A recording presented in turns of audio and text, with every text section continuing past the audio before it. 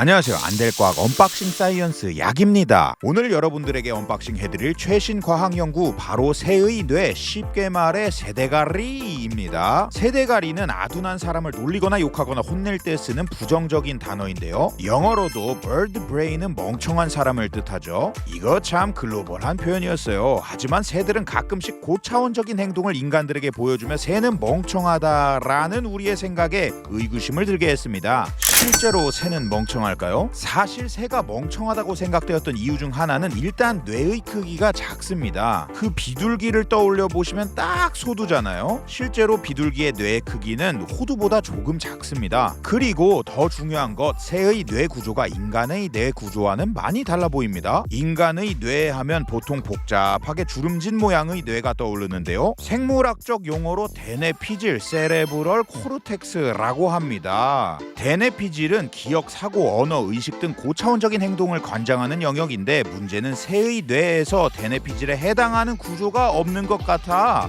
안 보이는 거예요. 새의 뇌는 주름이 없는 평평한 뇌였던 것이죠. 크기도 작고 거시적인 구조상으로 봤을 때도 인간의 뇌와는 너무 다르니까 새는 멍청할 것이라고 생각되어 왔던 것입니다. 하지만 이 생각에 대반전을 주는 연구 결과가 발표되었으니 오늘은 특별히 새대가리의 오해를 풀어줄 두 편의 논문을 준비했습니다. 두 편의 논문 사이언스라는 세계적인 저널에 게재되었는데요. 과학자라면 이 저널 한 번쯤은 논문을 내보고 싶은 그런 굉장히 저명한 저널입니다. 그만큼 오늘 소개해드릴 논문들이 신뢰성이 있고 서프라이징한 결과를 갖고 있다는 것이죠. 자, 먼저 2020년 9월에 발표된 첫 번째 논문, 일단 제목을 보시면 A cortex-like canonical circuit in the avian forebrain, cortex-like canonical circuit, 피질과 비슷한 뇌회로가 avian forebrain, 새의 전뇌에서 발견되었다는 것입니다.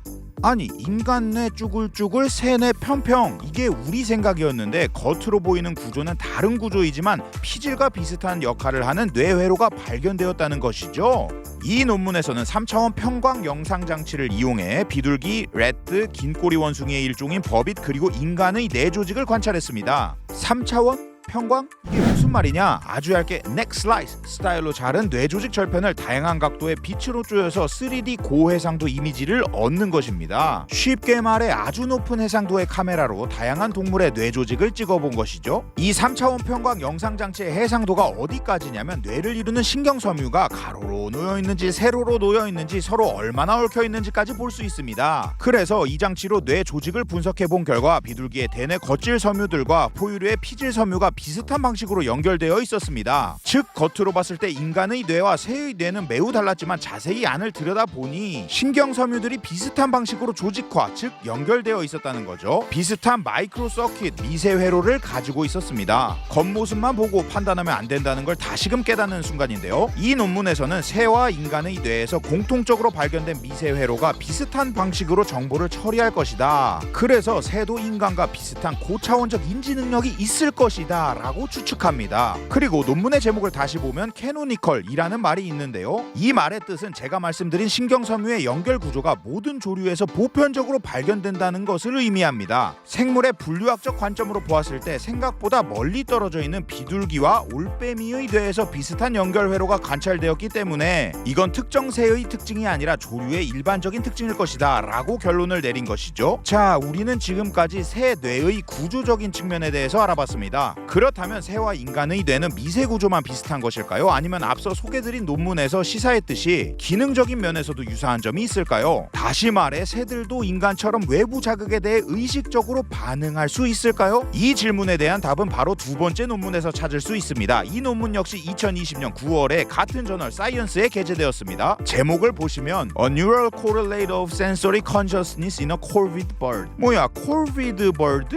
이름이 좀 오해를 살만한데 그냥 까마귀과입니다. 즉 이 논문은 까마귀의 Sensory Consciousness, 감각 의식에 관한 논문입니다. 감각 그리고 의식, 아직까지는 어렵죠. 설명 들어갑니다. 이 논문에서는 까마귀를 가지고 행동 실험을 합니다. 행동 실험은 크게 세 단계로 나뉘는데요. 1. 자극, 2. 기다림, 3. 반응입니다. 첫 번째 실험 단계인 자극 단계에서는 까마귀에게 반반의 확률로 시각적 자극을 줍니다. 시각적 자극은 별게 아니라 검은 스크린 속에 있는 회색의 사각형인데요. 여기서 50%의 확률로 회색 사각형 회색사각형을 보여주거나 안 보여주는 거죠. 그 다음 250초 약 4분 정도의 기다림이 있은 후 반응 단계에서 까마귀에게 묻습니다.